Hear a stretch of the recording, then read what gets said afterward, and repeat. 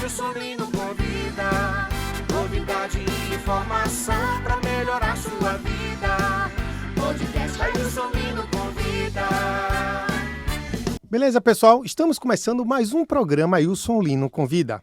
E hoje estou tendo a honra de comandar de novo o programa para entrevistar o nosso grande mestre Ailson Lino. Tudo bom, Ailson? Olá, Dudinha, meu querido amigo, meu mentor, meu editor, meu produtor. Antes eu fosse. Meu incentivador. Deixa eu te falar, o último programa rendeu tanto que a gente veio para aqui fazer a segunda parte, né, rapaz? É verdade, eu não sabia que as pessoas iriam se interessar tanto pela história da minha vida, né? E aí contamos a primeira parte, aliás, 62 anos de vida, tem muita coisa para contar, né? E que bom que a galera se interessou. Estou aqui para contar mais uma parte da minha saga. Certo.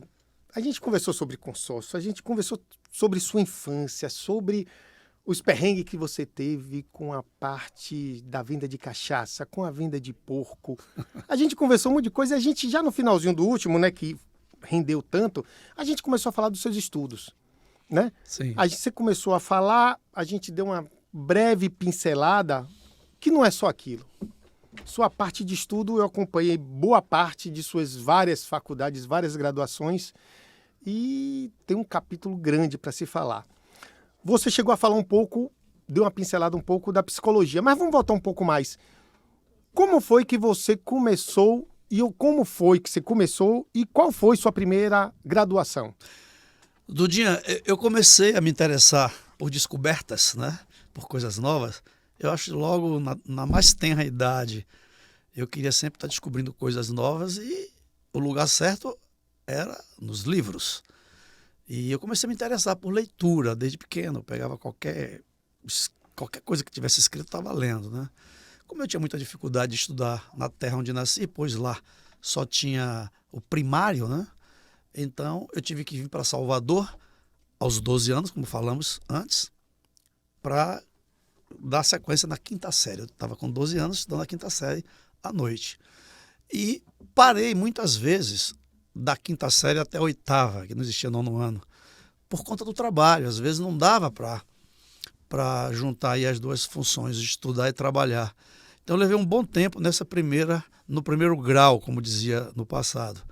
Acabei concluindo ele já adulto, depois fui concluir o segundo grau e a minha primeira faculdade foi de comunicação social na área de rádio e televisão. Essa foi a minha primeira graduação, que me abriu aí a mente para muitas coisas, abriu horizontes mil através, assim, seu colega, que você também é um jornalista, é um comunicólogo, é um publicitário. Essa área de comunicação social foi a graduação que abriu aí meus horizontes. Nessa mesma época, você tirou um curso de radialista também. Porque além disso tudo, eu sei que você também tem uma formação de radialista. Como foi e onde foi?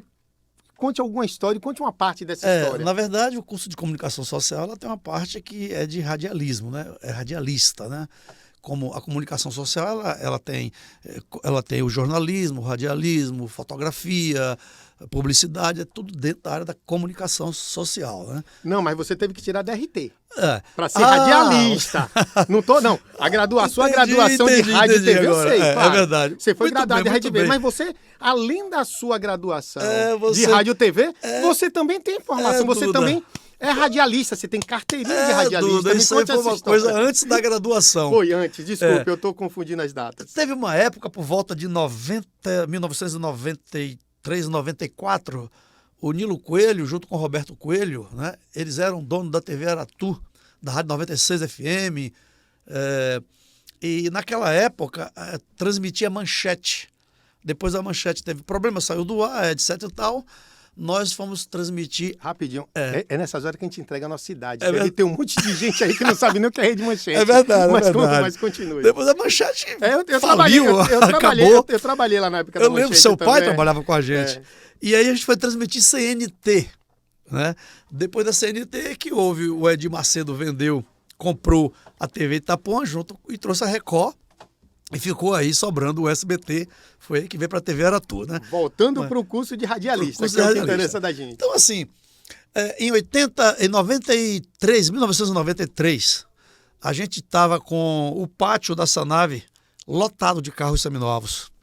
E aí o Fernando Coelho teve a ideia de fazer uma divulgação na televisão, TV Aratu, que era nossa, na época, Manchete, para desovar aqueles carros, vender rápido. E aí nós chamamos Fábio Cota, na época, para fazer divulgação desses carros. Daí nasceu o programa Mercado Livre Sanave. Eu, trabalhando já com o consórcio, o Fábio me entrevistava, falando sobre consórcio. E daí comecei a falar, acabou que o Fábio teve que sair e eu tinha que assumir o programa. Naquela época, para assumir o programa, tinha que ter DRT. Verdade. Na época, eu acho que ainda é assim, né? Ainda assim. Para você trabalhar em qualquer emissora de televisão ou rádio, você tem que ter o DRT, você tem que ser formado, graduado na área ou ter uma DRT de jornalista. Isso. De radialista. De radialista. Perdão. E aí eu fui procurar aqui aquele órgão Cefet, esqueci que tem ali a Escola Técnica do Barbalho. Era um curso de 2 anos para tirar o DRT. Quando eu cheguei lá, corri lá, porque eu tinha que assumir o programa, eu corri lá, as inscrições encerraram no dia anterior. Falei, dancei. Só daqui a 2 anos para abrir novas inscrições para tirar o DRT. E aí eu saí procurando o que fazer e tal. E um dos nossos colegas, AC, lá da TV Aratu, falou assim, ó, você vai procurar DET, lá em Itabuna, tá rolando um curso lá para tirar o DRT. Liguei na hora para ela, ela fez, ó, começou tem 1 semana, vem para cá. Eu digo, eu quero 1 semana, eu pego todo o assunto. E aí o curso era em Itabuna, final de semana. E aí é o seguinte, me inscrevi no curso, trabalhava na TV Aratu na sexta-feira até altas noites editando o programa, e pegava o último ferryboat e ia para Itabuna, para ter o curso lá no sábado e voltar no domingo. Então eu levei o tempo inteiro aí, os 9 meses, fazendo esse curso em Itabuna para tirar o DRT. E ninguém sabia que eu estava tirando esse curso. Porque eu não costumo dizer muito o que é que eu estou fazendo, né? Você tinha muito colega famoso nessa época que tirou Tinha, fez curso de radialista com o você? Zé Albueno estava lá, Daniela Prata estava lá, aquela menina que trabalhou aqui na TV, na Rádio Metrópole com o Mário Kertz, que depois foi candidata a vereadora, como é que chama? Ela estava lá tirando o DRT comigo, muita gente famosa daqui. O DRT é lá de Itabuna. Eu sei, esse curso foi bem famoso na época. Né? Foi Saiu muita estrela desse curso. Muita estrela, Inclusive muita você. galera que está no rádio e televisão da Bahia, o curso foi lá, no sindicato dos radialistas lá de Itabuna, né? Pronto. Foi lá que eu tirei. Então, o que aconteceu? Ninguém sabia que eu estava tirando esse curso. No dia que eu tive que o Fábio teve que sair do programa, eu tinha que assumir o programa, e aí eu cheguei lá, mas você não pode porque você não tem DRT, tal. Eu com o DRT na mão já. Eu falei, quem te falou que eu não tenho DRT? Mas você tirou, né? Aqui, a minha carteira. Está na minha carteira profissional. Se eu soubesse essa coisa, eu não teria trazido aqui. Então, você tem DRT? Tem. Como é que você tirou? 9 meses, todo final de semana para Itabuna, de madrugada, ali, ó. Aquela Rio Bahia, aquela 101, eu vazei por aquela 101 ali durante muitas madrugadas para tirar o DRT. Daí eu gostei do negócio e fui fazer a faculdade. Pronto, e você já estava com o programa. Já estava com o programa. Você sai do curso de DRT, já com DRT de radialista, já com a graduação de Rádio TV pela faculdade... Na época era Jorge Amado. Jorge. E era mais abrangente o curso, né? O meu DRT é para apresentador, animador, radialista e... apresentador, animador, radialista, locutor. O DRT é bastante amplo. Mas você não parou por aí. Não. Depois de um tempo, você ingressou de novo para se aperfeiçoar em outra graduação e mais cursos. Me conte aí como foi. Na verdade, essa como eu te falei, desde tenra idade que eu gosto de estudar e fazer descoberta. Acho que a liberdade está em você ter conhecimento, em você saber, em você estudar, e eu nunca parei de fazer isso. Uma coisa que sempre me trazia inquietude, né, inquietação, era eu me conhecer. Eu tinha cada surpresa comigo mesmo que eu ficava atônito, né? Porque é isso. Eu tenho que me conhecer, saber dos meus ímpetos, dos meus pensamentos, das minhas vicissitudes, né? E isso me incomodava demais. Eu não me conhecia, como ainda não me conheço, né? Eu estou sempre adentrando aí no meu autoconhecimento. E eu me encontrei na psicologia. Digo, eu tenho que estudar alguma coisa que me traga esclarecimento do que eu sou, né? Você se conhecer é a maior aventura do homem, é se conhecer. Eu entrei no curso de psicologia e, paralelo a isso, eu fiz algumas pós-graduação.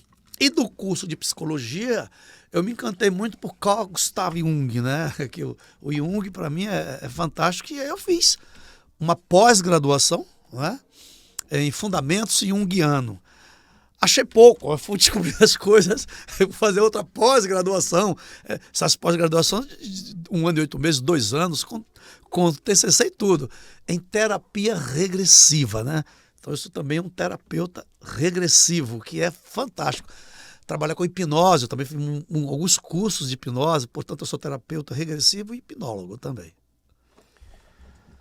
Aí voltando mais, a gente está falando da psicologia, mas voltando um pouquinho ainda para a área de radialista, de TV. Você começou com rádio, com televisão, com fita, uma área lá atrás da comunicação que era bem restrita. E como é que eu dizia? E bem limitado. Você sabia tudo o que estava acontecendo. Só que o mundo deu voltas e voltas e parece que a gente entrou naqueles turbilhão que a gente vê em filme de tempo, de aceleração, né? E aí a gente saiu dessa TV que rapidinho saiu de fita, virou cartão, digitalizou, e aí veio a internet cresceu e entrou redes sociais e comunicação por internet, uma linguagem rápida que você consegue ter retorno dos seus seguidores. Como foi você sair da TV e mergulhar de cabeça nesse mundo que até hoje é desconhecido, até hoje ele está em evolução, né? O que a gente sabe hoje, amanhã já está diferente e está evoluindo muito rápido. Como foi a sua evolução de TV para esse mundo digital das redes sociais? Eduardo, o homem ele tem uma característica de apego, ele é muito apegado. E quando o novo chega, ele é desconhecido e ele é rejeitado. Em todos os âmbitos. É muito difícil o homem aceitar o novo. É uma luta constante. Aqueles que têm cabeça aberta, visão ampla, vai sempre abraçar o novo para que possa também evoluir com o que está acontecendo. Então, comigo não foi diferente. Havia uma resistência interior, no meu inconsciente, em me apegar àquilo que eu sabia que eu podia militar, que eu tinha conhecimento, que eu andava com facilidade. Ou seja, o passado, né? E que o presente, o presente é um elo entre o passado e o futuro que chega. Então, esse presente eu me apeguei sempre, usando o que aprendi como minha história, o presente pondo em prática isso que vivi e abrindo o canal para chegar o novo. Toda mudança é difícil, mas como eu disse lá atrás, na minha infância, eu não queria nunca repetir as mesmas coisas. Eu queria sempre procurar algo novo para que eu pudesse ter uma visão mais ampla, uma visão de que as pessoas gostassem de ficar ao meu lado, ficar comigo, que eu sempre tinha coisa nova. Portanto, quando nós saímos da Umatic, por exemplo, passamos para Betacam, isso falando em TV, já foi uma evolução. Lembra das Betacam? Era uma evolução extraordinária. Depois da Betacam veio a mini como é que chamava? Mini DV, as digitais. As digitais, mini DV. Fita mais digital. Digital, que já foi uma mudança. Primeiro porque não era mais era de fita, mas não era mais analógica, era de fita digital. De fita digital. A gente comprava muito ali na Vasco da Gama as fitas e os cartuchos com fitas pequenininhas.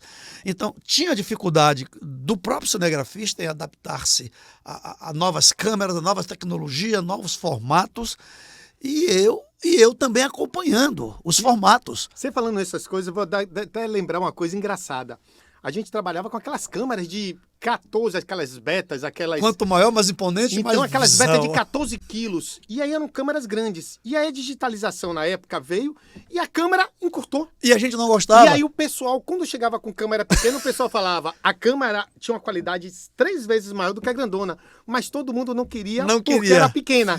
Tinha qualidade para você ver como a gente é limitado, como a gente se limita pelo padrão, né? O pessoal não queria porque ela era grande, ou seja, ou era pequena ou era grande. A grande tem qualidade? Não. A pequena tinha qualidade, então teve uma inversão de valores, mas a gente ainda estava acomodado no padrão que tinha lá atrás. Imagine, Eduardo Godinho, a população, quando a gente ia fazer alguma externa, né? Fiz muita externa. E aí o cinegrafista, um auxiliar, eu e o motorista, né? A gente fazia muita externa. Imagina uma externa com uma equipe como aquela Betacam de 500 quilos. 14 quilos. Que 14 quilos. Você ficava o dia inteiro com ela no ombro. Quando chegava no final do dia, o cinegrafista não aguentava nem levantar o braço para pegar uma água. E do lado, uma outra equipe com uma mini, com com uma... Como é o nome daquela câmera? Na verdade, era a PD-150, que foi PD-150 pela PD-150. que tinha Exatamente. mais qualidade, era desse tamanho. Ela era 3 vezes menor que... muito mais, ou mas muito tudo mais. Era uma coisinha miúda. Então, imagine para a população, para os repórteres, para os apresentadores, tá lá uma matéria para ser feita. Tem 2 canais de TV lá, né? Tem 2 televisões lá. Televisão A, televisão B. A televisão A tá lá com aquela câmera de 14 quilos, aquela parafernália toda, parecendo que ia fazer um cinema, não parecia que era cinema. E o outro com aquela câmera cheia de qualidade, pequenininha. Até a população não valorizava. E a gente não se sentia, assim, profissional. Parecia que era câmera de brinquedo, que era amador. Então, tudo isso era uma resistência. Isso foi um tabu para ser quebrado por nós, pelo menos estou falando de mim, muito grande. Mas eu sempre trazia e trago na minha vida. O novo tem que entrar. O novo traz a liberdade, traz evolução. Não importa se as pessoas vão achar algo, mas o novo, sempre abrir minha mente para o novo.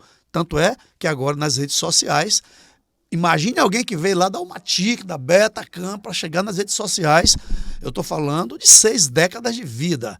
E para que você, tá aqui, ou você se aprimora, ou você entra no negócio, ou você tá fora.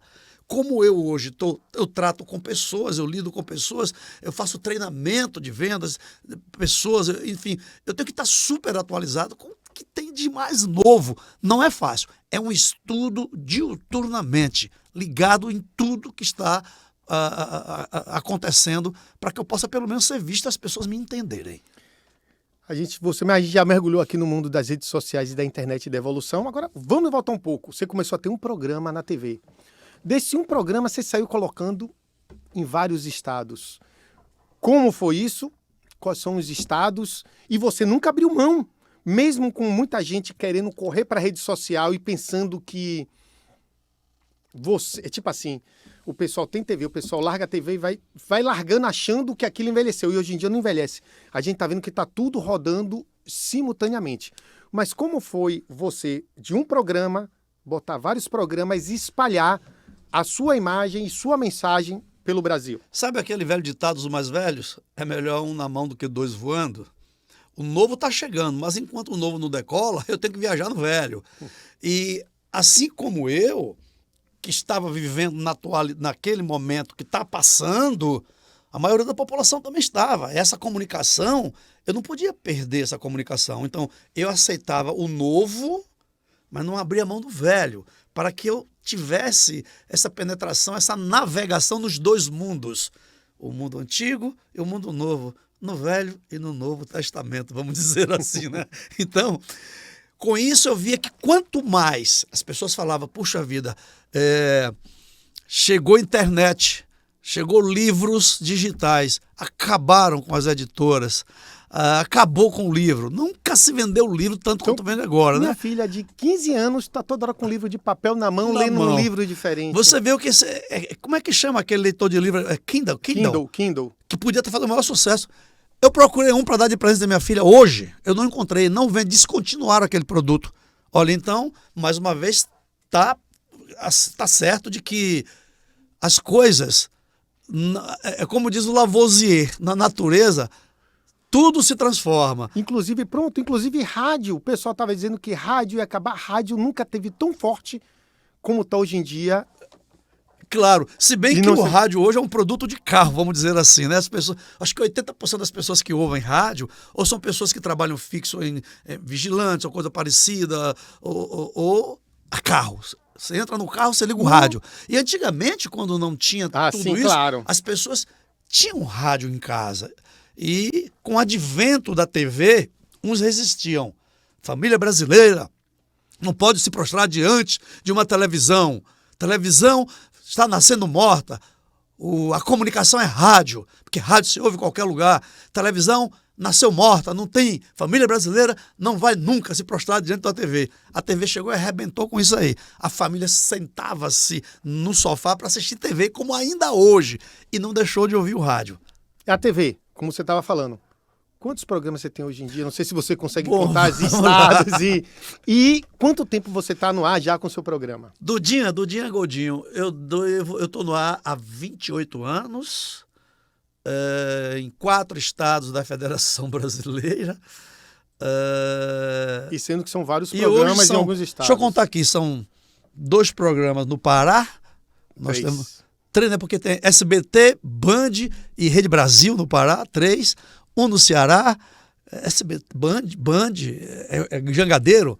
Aqui na Bahia eu tenho 3. Né? Grande Bahia Norte, que juntou num só, mas são 2 programas, e essa nave aos domingos. Aí já vai para uns 6 programas espalhados nesses estados que o grupo New Chase. 7 ou 8. Você sabe até mais que é ele quem edita, galera. Ele que edita, ele que sabe disso. Agora pronto. Então, eu estou no ar, eu diria 4 horas por semana, 16 horas por mês. O cara tá com 16 horas no ar por Agora, mês. vamos botar agora. Aí o Sulino, vendedor de consórcio, já foi vendedor de carne de porco, pode ser assim dizer. Já foi vendedor de várias coisas. Vendedor de cachaça, radialista, graduado em rádio e TV, graduado em psicologia, com vários cursos de hipnólogo e outras coisas. E também é palestrante.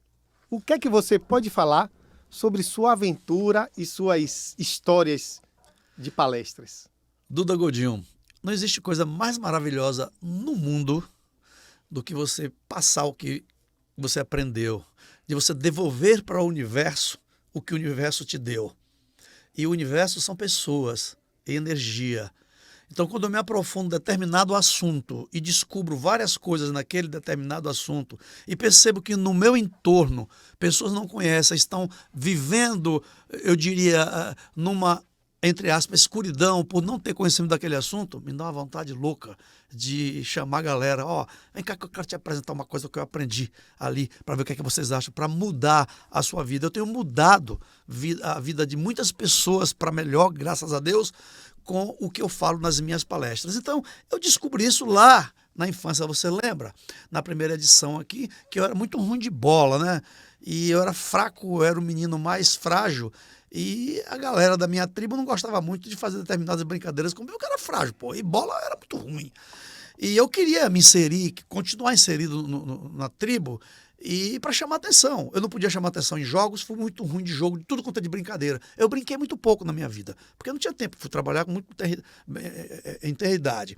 E aí eu buscar, ou nos livros, ou nos jornais, ou nas pessoas mais velhas, alguma coisa nova para trazer para a minha tribo, para eu aparecer com uma coisa diferente que chamasse atenção e que eu fosse diferente dos outros. E foi assim, na medida que eu ia falando em público, para um público de 2, 3, 4, 5 pessoas lá atrás, eles iam parando para me ouvir.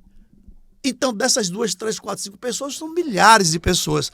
Eu canso de fazer palestra aí para 3, 4 mil pessoas, 2, 3 mil pessoas, 500 pessoas, e elas me aplaudem, elas gostam de me ouvir, e eu sinto, quando eu recebo as mensagens, poxa, você falou uma frase naquela sua palestra que mudou minha vida. Você botou uma frase nas redes sociais que mudou minha vida. Muito obrigado. E eu vejo que é tão pouca coisa que as pessoas precisam desatar esse nó, quebrar essas crenças limitantes, sair daquela redoma que é uma âncora no sentido pejorativo de deixar as pessoas lá paradas. Então, essa questão de palestra nasceu assim. Fui falando, as pessoas foram gostando de ouvir, fui me aprofundando em determinados assuntos, na medida que descobria, eu trazia para cá. Porque, amigo, você tem que passar o que você sabe.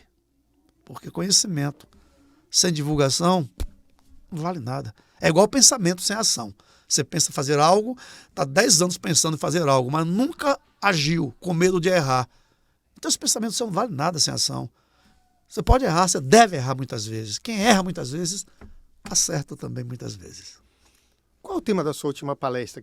A última palestra não, quer dizer, a sua palestra atual. Porque às vezes você vai atualizando os temas, você vai atualizando os conteúdos da sua palestra em si, né?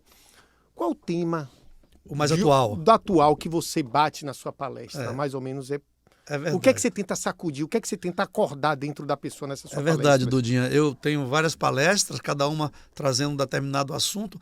Eu diria que é como um cantor, um artista, um compositor e cantor. Ele faz um show, né, no determinado ano, daquele disco, né, quando tinha disco. Ele leva o ano inteiro tocando aquele show até que ele compõe novas músicas, faz um outro show, né? Assim eu faço com as minhas palestras. A última, o tema é Quem Sou Eu? Né? Esse Quem Sou Eu traz uma interrogação, uma exclamação ao mesmo tempo. Quem sou eu, o que já descobri de mim, e quem sou eu que ainda não descobri? O que é que eu faço aqui? Nesta palestra, eu faço aí um apanhado seguinte, da evolução da Terra. Primeiro, eu começo lá no Big Bang, há 4,5 bilhões de anos, onde houve o Big Bang e o planeta Terra nasceu a partir dessa explosão. Venho para os primeiros habitantes da Terra, né, as moléculas, para depois as células, para depois os primeiros animais, os dinossauros. Eu faço um apanhado de lá de trás para eu saber quem sou eu, onde é que eu estou. Depois eu chego nos homídeos, né, nos primeiros humanos, venho lá dos homens neandertais, dos erectos, dos sapiens, que somos nós, e chego aqui agora. E quando eu chego aqui, descobrimos de onde a gente veio, né? Agora eu preciso saber quem eu sou. E quem é que eu sou, Ailson Lino, biologicamente? O homem é biopsicossocial.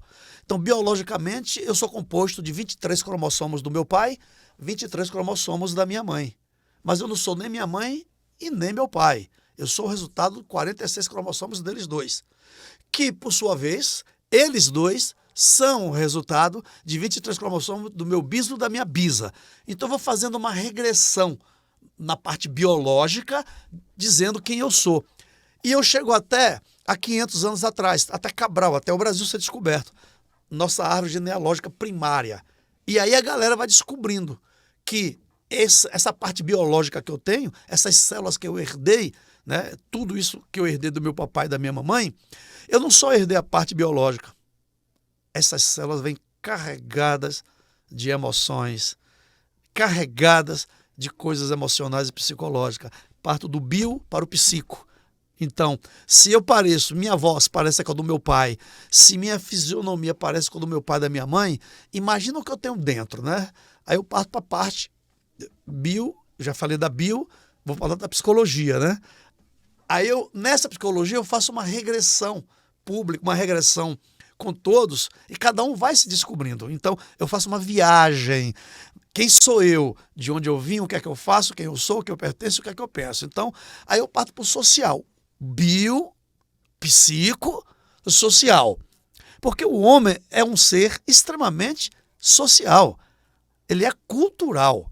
Se eu pegar uma criança que agora nasceu hoje, levar para o Japão e pegar uma do Japão e trazer para o Brasil, no final de 20 anos de vida, aquele brasileiro é um japonês. Aquele japonês é um brasileiro. Ele é cultural, apesar de ter os olhos puxados do Japão, mas se ele viveu aqui, ele é um brasileiro, não tem nada a ver com o Japão, bem como brasileiro é um japonês se assim virar. Então, nós somos pessoas sociais, né? Então, o conteúdo que em nós é impregnado através do que a gente consome pelos olhos, pelos ouvidos, pelos 5 sentidos, né? Pelo que os pais transmitem, que aprenderam dos avós, dos bisavós. A gente vai chegar lá na época do Homo erectus. A gente vê de lá. Se a gente for fazer essa regressão, a gente vê de lá. Dos Homo habilis, um dos primeiros, né? Há 150 bilhões de anos começou os primeiros homídeos. Então eu trago essa herança genética dos meus pais, essa herança psicológica que o Carl Gustav Jung foi muito feliz quando ele falou que são os arquétipos. Então eu trago em mim uma carga arquetípica, né, que é da inconsciência coletiva, de tudo isso que aconteceu nos meus ancestrais. É chamada de arquétipo. E esses arquétipos são carregados de culturas que estão impregnadas em mim. E eu ajo inconscientemente por conta desses arquétipos, sem pensar em nada e sem perceber. E quando eu nasço agora, dessa última geração, dessa última encarnação, vem os complexos, que é da inconsciência pessoal. Portanto, arquétipos e complexos. Arquétipos da inconsciência coletiva, de um povo, de uma geração, e complexos da inconsciência pessoal, é o que eu adquiri a partir do útero da minha mãe. Olha, inconsciência pessoal, ele é eu não percebo. Eu ajo, eu faço, eu sinto, eu quero, coisas que eu não estou sabendo que eu estou querendo, porque é inconsciente. Ajo pelo inconsciente. Então, isso me incomodava muito, porque imagine você discordar de você. Olha, como é isso? Quanta coisa, Dudinha, você já deve ter feito, fala depois, puxa vida, me arrependi de ter feito aquilo. Então você está discordando de você, pô. Milhares. Mas às vezes a gente faz determinadas coisas na emoção, na Exatamente. raiva. Então depois, quando sua consciência volta a si, quando as emoções saem e a consciência chega, você se arrepende da merda ou da cagada, ou sei lá do termo que você quer dizer É que fez. Né? exatamente aí que eu tô te falando, né? Os complexos, né? Os complexos Pronto, vêm da consciência a gente está dizendo individual. sobre coisas que a gente fez. É. Ok, aí são atitudes que a gente tomou na hora da raiva, certo, a gente se arrepende. Agora, e aqueles complexos, como você estava falando, entende melhor do que eu, que Ailson Lino trouxe daquela infância pobre, daquele sofrimento e aquela carga toda que você carregou quando você nasceu lá num povoado até agora. Como Ailson Lino supera isso? Legal sua pergunta, profundíssima. Alguns eu já descobri, fiz uma aliança com eles e vivo bem, convivo com eles. Porque não adianta eu dizer, eu tenho esse complexo, eu vou brigar com ele porque eu não gosto dele. Sentimento ilhado, morto, amordaçado, volta a incomodar. Então, alguns que eu já descobri, eu fiz aliança. Ô, cara, você sou eu. Beleza. Mas aí eu boto o superego para trabalhar, o que é ético, ó, vamos fazer o seguinte, eu tô ligado que você sou eu sou você, vamos fazer uma aliança. Na hora que você tiver que aflorar, vamos aflorar de um jeito combinado, tal. Então, eu me dou bem com esses complexos que eu já descobri. Mas existem muito mais que eu ainda não descobri, eu persigo. Aí eu volto na filosofia, o sexto empírico, século I depois de Cristo, que ele é o cara do ceticismo, né? É o cético, ele duvida. E então ele traz o sexto empírico, ele fala, verdade, eu conheço. Ele fala numa outra visão. Verdade, eu não conheço, mas sei que existe. Verdade, eu não conheço, mas persigo. Verdade, ela não existe, eu não conheço. Então ele mesmo faz uma autoprovocação da verdade, porque a verdade em si ela não existe. É um estado de consciência, é uma visão, é uma crença momentânea. Porque você acreditava que lá no passado, aquela gravadora, aquela câmera beta de 14 quilos era a melhor que tinha. Depois veio a beta, que era melhor. Então, essas verdades, elas não existem, elas são... Elas podem ser verdade naquele momento, mas logo lá depois ela se desfaz e já vem outra verdade que toma conta daquela outra. Elas vão se refazendo, se adaptando às necessidades da própria evolução. A própria Terra está aí em evolução, os habitantes dela também. Então, essa questão da verdade. Então, os complexos que você me perguntou, alguns já descobri, fiz alianças. Outros ainda sofro quando eles afloram inconscientemente. É nesse momento que eu discordo de mim. Quando acontece algum gatilho, que traz ele de volta. Que tira o ego, superego de leva, ação. Leva você lá para trás, onde você sofreu alguma coisa. As lá janelas killer afloram, meu irmão. O limbo aflora. Que aí o ego, o superego saiu de ação. Aí eu descubro o que é isso aí. Por isso que eu me interessei pela psicologia, por isso que me interessei pela hipnose. Porque às vezes a gente não consegue ter acesso conscientemente, é preciso entrar em transe para que a gente vá acessar aquele momento que te causou o complexo e você entender, ressignificar e conviver. Na sua palestra você falou uma coisa muito interessante que eu vou botar por alto para você explicar melhor. O cara entra na floresta, se tem a perna grande, corta, se tem a perna pequena, estica. Você está falando do leito de Procursto, né? Explique um pouco mais Procursto para a gente e desvende essa metáfora e explique como a gente pode trazer ele para a vida real. Isso é uma metáfora, né? O que acontece? O leito de Procursto... da mitologia grega, né? É mitologia grega, claro. Procursto é aquele cidadão que ele vivia aí na mata, né? E ele tinha uma cama do tamanho dele exato, ideal. Essa cama era exatamente a medida certa dele. Então, as pessoas que passavam ele pegava a sua tropa e capturava essas pessoas. E colocava-os dentro da sua cama, sobre a sua cama. Se essas pessoas fossem maiores que a cama, eles cortavam a perna para caber ali dentro. Se essas pessoas fossem menores que a cama, eles as esticavam para o tamanho certinho da cama. Ou seja, reformulador do mundo, só a visão dele é certa, só o jeito dele é certo. Isso na mitologia grega é chamado leito de Procusto. Então, você conhece o Procusto que existe dentro de você? As pessoas, não, que é isso? Procusto fazer isso? Olha, nós somos Procusto tantas vezes quando você quer dizer pro teu filho, pro teu amigo, para a pessoa que trabalha com você, pro mundo, pra sua namorada, pro seu... qualquer pessoa, ó, isso que você tá fazendo tá errado, Godinho. O certo é esse aqui. Como assim? O que é certo e o que é errado? Ó, é melhor para você, Godinho, isso aqui. Ah, é? Quem é que tá falando? É você? Só a minha forma que é a certa. Só A de mais ninguém é serve. o Procusto. Então, quantos Procustos existem dentro de cada um de nós? Então eu trago essa provocação da mitologia grega, o leito do Procusto, para que as pessoas não matem seus Procustos, não perdem sua essência, sua identidade, mas que façam alianças com seus Procustos.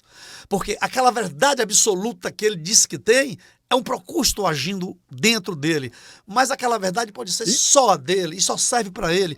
Ou pode ser nem verdade, uma pura ilusão. E que pode se desfazer depois de um tempo também vai. e aparecer outra. Vai se desfazer. Aí, Wilson, como sua palestra existe vários temas, várias coisas, é bem interessante. Eu aconselho a quem não assistiu sua palestra a assistir. E uma pergunta ainda que está na minha cabeça. Você tem vários conteúdos, você tem entendimento de muita coisa, de psicologia, de venda, de tudo, de rádio, de TV. Você já pensou em botar tudo isso em um livro? Dudinha, meu lindo. Eu não falo aí que o homem só fica completo quando escrever um livro. Um livro, planta uma árvore e escreve um livro. E fazer um filho. Filho eu já fiz 7. Árvore deve ter plantado centenas. Mas o diabo do livro ainda não saiu. Mas eu tô rascunhando ele e você não sabe não sai do não sai do pensamento. Não, mas já tá pela média, já tem uma parte escrita, mas não. Já o gozar Duda, eu tava falta de tempo. Eu tava com um computador bonito, lindo, maravilhoso, som de vai. Eu escrevi, já tinha quantas laudas lá, meu Deus? Mais de 100. Cara, não deu um pau, eu com a cara de imbecil, não salvei nada, não botei no HD externo. Não botou nuvem, não deu botou pau, nada. Não botei nuvem, eu não perdi quase, eu só mais de 100 laudas, mais de 100 páginas. Aí eu me desanimei, vou escrever esse negócio, mas não, já perdi aqui, mas agora eu tô voltando de novo, vou voltar a escrever essa história. Eu vou escrever esse livro, não vai demorar muito. Agora eu vou te ajudar um pouquinho, então, já que você vai escrever o livro, vou te ajudar, porque você mesmo fala que não existe nada sem meta. Sem prazo. Isso. Então, se você vai escrever um livro e não tem prazo e não tem meta, esse livro vai sair ou não vai sair, ou vai sair qualquer dia. Vamos botar um prazo? Vamos botar uma meta agora? Vamos. É o seguinte, pronto, gravado aqui para todo mundo escutar. Todo mundo ver. Olha, na verdade é uma autobiografia, é uma biografia, não é uma autobiografia. E ele realmente não tem meta para acabar. Você sabe por quê? Porque ele vai ser atualizado. Tudo bem, mas né? você pode escrever o primeiro. Agora não tenho meta para morrer, então. Mas você pode terminar o primeiro capítulo. O primeiro, aí tá certo. Vamos botar uma meta então aqui agora. Bora, vamos botar uma meta. Pra galera cobrar da gente, tá? Nós estamos em 2024, né? Final de 2025, 1 ano e meio. Vai sair a primeira edição com um pouco da minha história. E eu vou atualizando. Então, meta de finalizar quando eu for pro caixão. Pessoal, anota aqui. Anota aqui comigo. Eu vou recortar essa parte que ele falou a data, vou salvar comigo e vou lançar ele em 2025, 6 meses antes.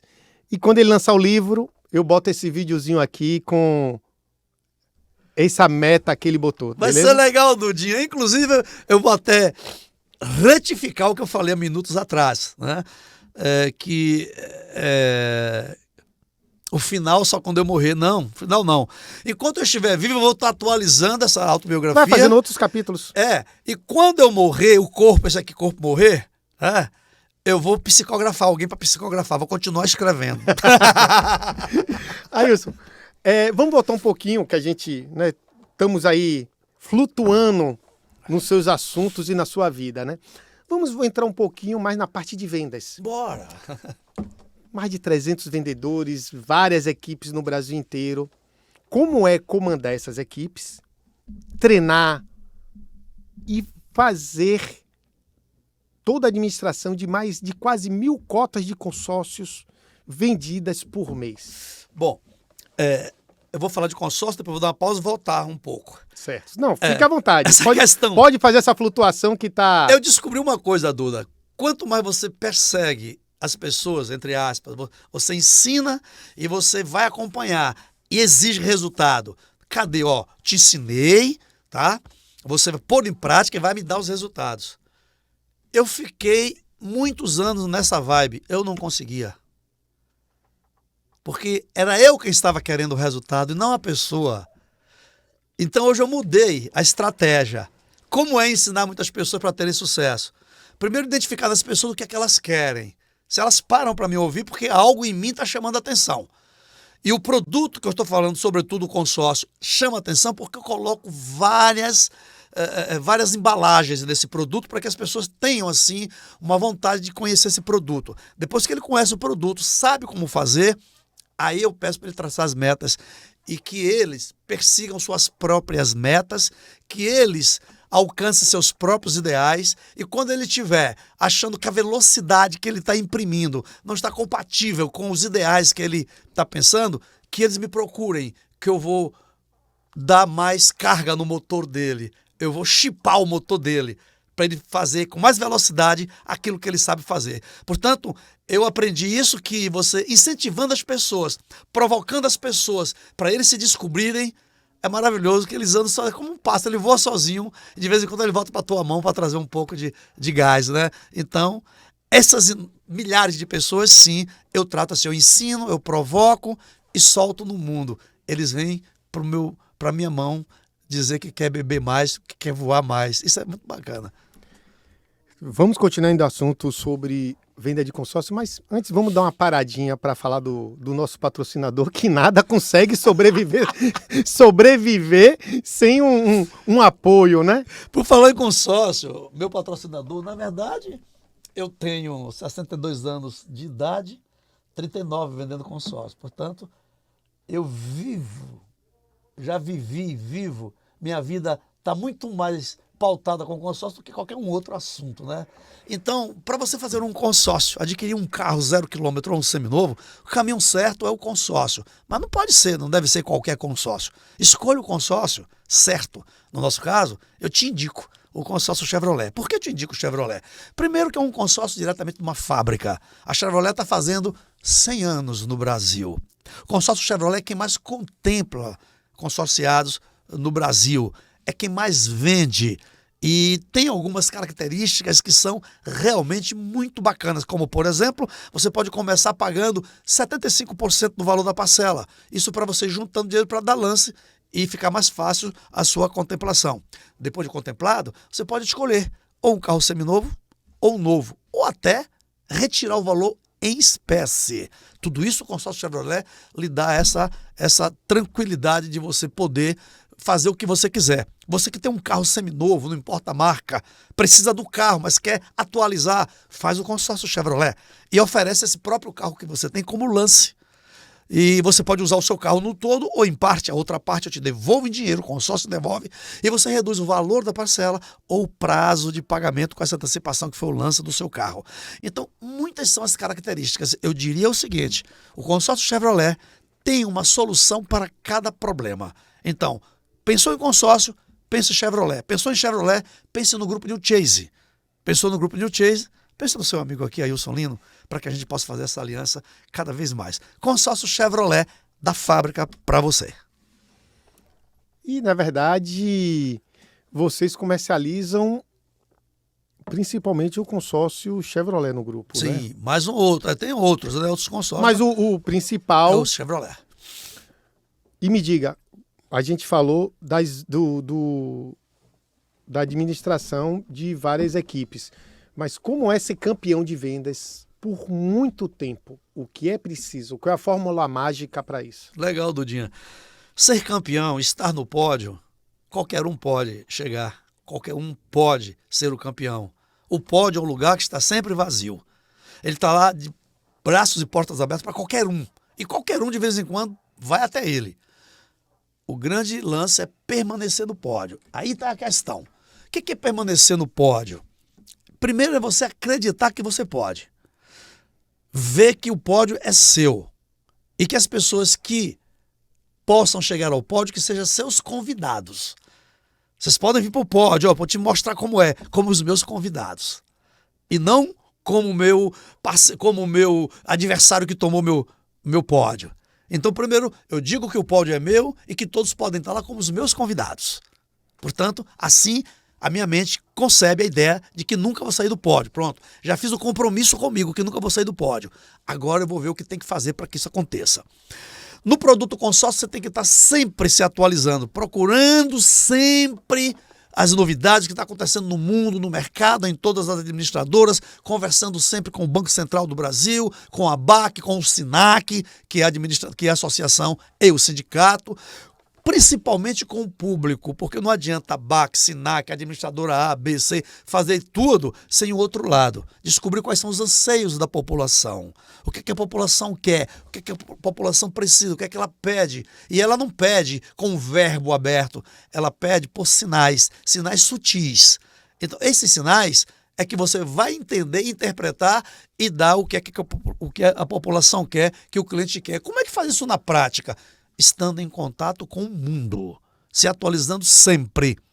E uma outra coisa, pegando o regulamento do consórcio e refazendo como é que chama? Os argumentos de vendas. Em um arquivo, em um inciso, em um parágrafo do consórcio, você faz 10 argumentos de vendas com aquilo ali. Então, é o invólucro, é a embalagem. Então, isso eu faço sempre. Eu estou sempre com uma linguagem do mesmo produto, com uma linguagem atualizada que o povo quer.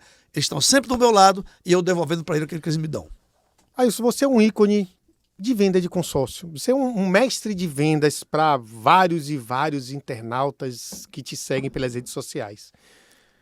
Qual a principal dica que você poderia dar para esses vendedores do Brasil, para eles venderem mais, para eles se aprimorarem?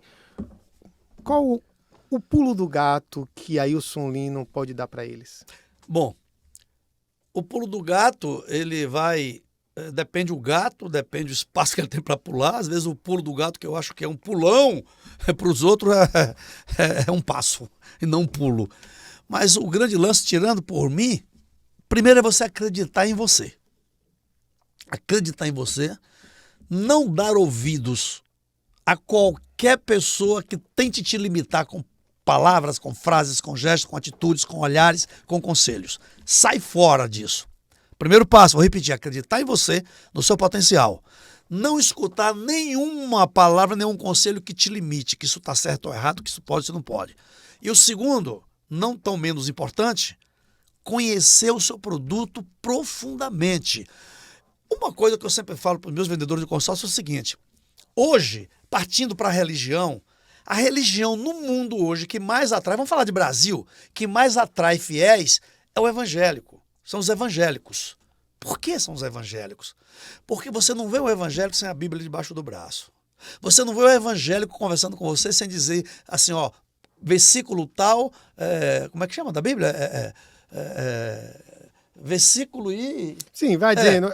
Está escrito em João 23, está escrito em Jacó, está escrito não sei o quê, está escrito na Bíblia em tal lugar.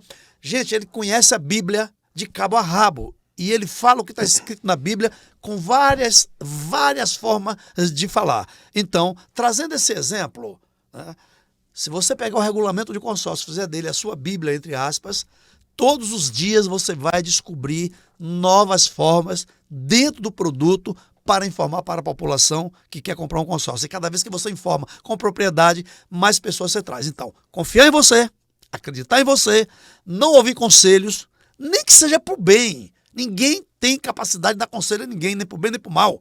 Não existe o bem nem o mal, nem o frio nem o quente, nem o forte nem o fraco, nem o feio nem o bonito, né? Nem o certo nem o errado. Isso é questão de tempo, de estado de cada um. Então, acreditar em você, não ouvir conselhos, nenhum tipo de conselho, conhecer o produto profundamente que você está trabalhando e estudar todos os dias.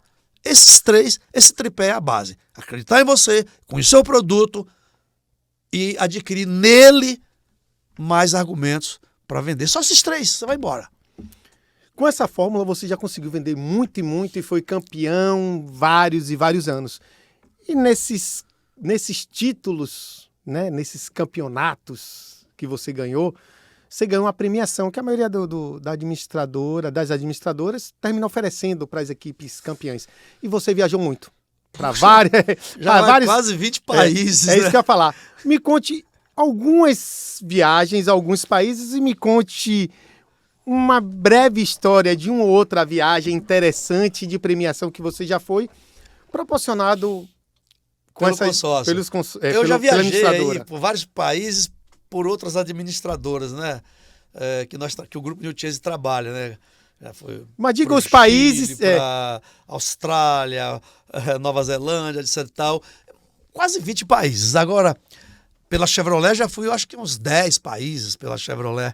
Os últimos que eu fui, agora, há 6 meses atrás, eu estava na Espanha, estava em Ibiza. Espetacular, extraordinário.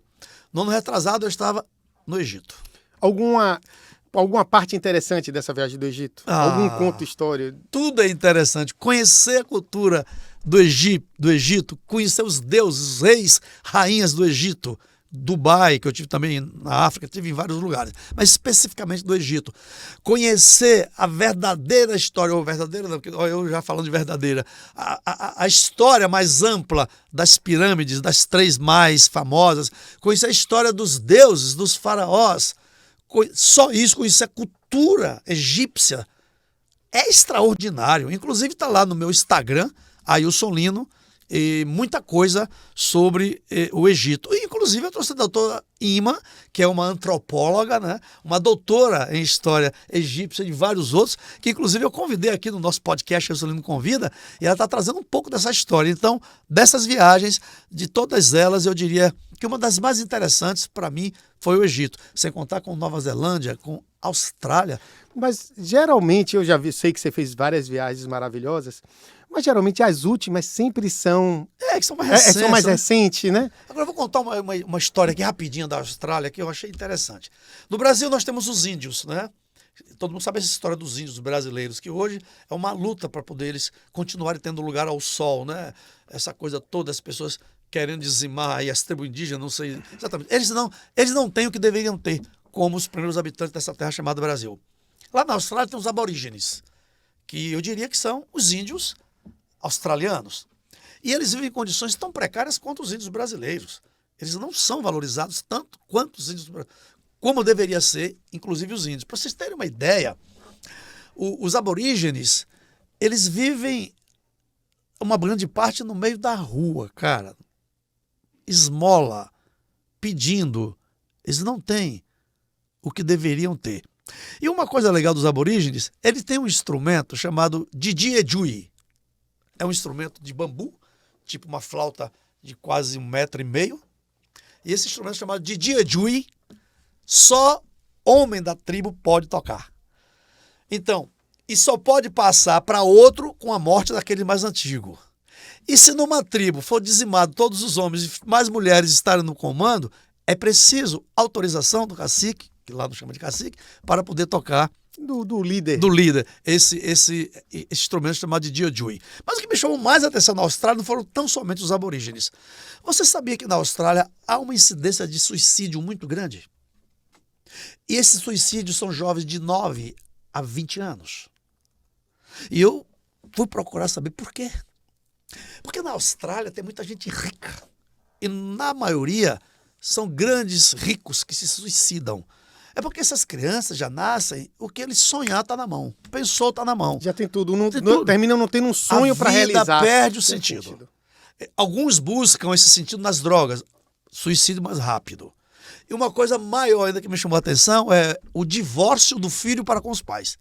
Uma criança de 9 anos na Austrália, se ele provar para o Estado que os pais estão sendo nocivos, entre aspas, a educação deles, e o Estado reconhecer, o Estado emancipa essa criança, toma dos pais, né? Ele se divorcia dos pais e o Estado assume. Vai dar escola, moradia e um salário mensal para quando ele chegar à maioridade, ele ter a vida dele já arrumada do jeito que ele pensou. Então são essas novidades, essas histórias que eu trago de E essas andanças e através do andanças. consórcio. Já estamos quase no final, mas ainda tem umas coisinhas para perguntar para você. Falamos de educação, de infância, de trabalho, de tudo. Mas e a diversão? O que é que Ailson Lino faz no seu momento de folga para relaxar? Vamos lá, Dudinha. Eu não sei se você se lembra, os nossos ouvintes, telespectadores que nos acompanham, seguidores, né? Olha aí, seguidores, é atual.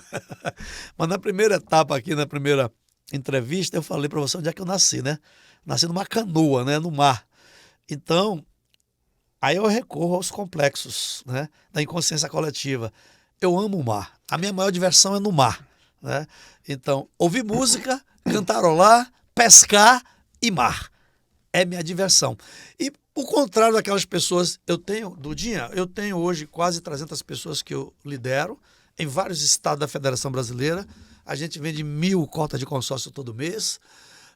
A gente tem uma responsabilidade muito grande com muitas pessoas, tanto na área da divulgação, das palestras, do ensino, das vendas. Então, quando eu tenho 300 vendedores, por exemplo, diretamente, então eu lido, se botar aí 4 pessoas da família por vendedor, eu tenho aí 1.200 pessoas que quase que diretamente eu lido. Então, eu estudo ainda, eu trabalho, eu faço tanta coisa, eu tenho 7 filhos, etc e tal. As pessoas falam, como é que você tem tempo para isso tudo? Tenho. Rapaz, tempo é o que eu tenho demais. Eu tenho 8 horas para trabalhar, 8 horas para descansar, 8 horas para fazer tudo isso que eu quero. Ter o meu lazer. Então, eu divido bem, aproveito bem meu tempo. Tenho tempo para tudo, meu irmão. Tempo é a coisa que eu tenho de sobra. Quanto mais tenho coisas para fazer, mais tempo me aparece. Mesmo com essas viagens que você faz para vários estados, para comandar as equipes de Minas, do Pará, do Ceará, de Pernambuco, de Alagoas, que são várias cidades. Várias. Mesmo assim, nossas viagens, normalmente, eu organizo das terças às sextas. Então, eu tenho sábado, domingo e segunda. Sábado, domingo, para eu botar para quebrar no meu lazer. Segunda, para organizar tudo em Salvador. Terça-feira, eu pego o avião e vou para esses lugares. E continuo tendo o maior tempo do mundo para fazer tudo aquilo que quero. Já no finalzinho, já a última pergunta para polemizar, para criar confusão. Qual o seu time do coração? Olha só, eu não tenho muito conhecimento em futebol, sei muito pouco sobre o assunto. Mas eu sou, como bom baiano, eu sou, assim, muito fiel, gosto muito do meu querido Vitória. E sua esposa? Vitória! E sua filha caçula? Bahia. A minha filha caçula só tem 10 anos e a irmã dela mais velha é Vitória. A mãe delas é Vitória, eu sou Vitória. A danadinha não quer saber do Vitória, não teve nenhuma influência de ninguém. O negócio dela é Bahia, quer ser Bahia. Foi agora, recente, foi pra Fonte Nova, assistiu aí o jogo, Bahia perdeu, mas não é meu Bahia, é Bahia, é Bahia. Tá aí, já nasceu sendo Bahia, sem nenhuma influência, diretamente. Ailson, eu queria agradecer, primeiro, o convite que você me fez para comandar esse bate-papo com você, te parabenizar pelo toda a sua trajetória de vida, que realmente não merece um livro, merece vários e vários capítulos. E deixar você à vontade para dar a última mensagem aí para os seus ouvintes, telespectadores, seguidores e admiradores. Dudinha Godinho, para mim foi uma lisonja, né? Você me convidar aqui para falar um pouco da minha história, do que eu já fiz, do que eu penso, do que eu faço, do que eu acho, do que eu vejo. Isso você está me abrindo uma vitrine muito grande para que as pessoas saibam mais um pouco de mim, né? Porque as pessoas me conhecem apenas uma parte. Claro que aqui não deu para contar tudo, mas já foi uma boa parte que as pessoas começam a ter mais conhecimento sobre a minha trajetória, sobre o que eu penso, sobre o que eu faço, sobre o que eu quero. Isso para mim foi fantástico, foi um presentaço que você me deu. Porque você abriu essa vitrine para que todo mundo conheça um pouco de mim. Então, eu aqui tenho que agradecer a você demais, agradecer a todas as pessoas que estão nos seguindo, aquelas que vão indicar para que as outras pessoas sigam. E a mensagem que eu deixo aqui é simples. Você ganhou de presente uma vida nesta encarnação. Você não sabe até quando você vai estar usando esse corpo nesta vida. Mas enquanto isso estiver acontecendo, que você valorize cada coisa que acontece com você. Todas as coisas, todos os acontecimentos são necessários para o seu crescimento, para a sua descoberta. Cada vez que você descobre algo, você cresce. Cada vez que você cresce, eu volto a falar de Jung, vai para o processo de individuação. Então, o meu segredo é esse. Fé na vida, fé no homem, como diz Roberto Carlos, fé no que virá. Acredite em você. Não escute nada que venha dos outros que não seja para o seu crescimento. Aquele poema Invictus, que o Mandela tanto falou nos seus 17 anos de prisão. Eu sou o capitão da minha alma, sou o comandante da minha vida, capitão da minha alma. Seja o capitão da sua alma, seja o protagonista da sua história. Acredite. Vai! Erre muito. Quem erra muito, acerta muito. Obrigado, Ailson. Bom, direto aqui dos estúdios da Band News FM, estamos encerrando mais um programa Ailson Lino Convida. E no próximo episódio, com certeza o nosso grande mestre vai estar aqui no comando. Um abraço e até o próximo episódio. Ailson Lino Convida, novidade e informação para melhorar sua vida.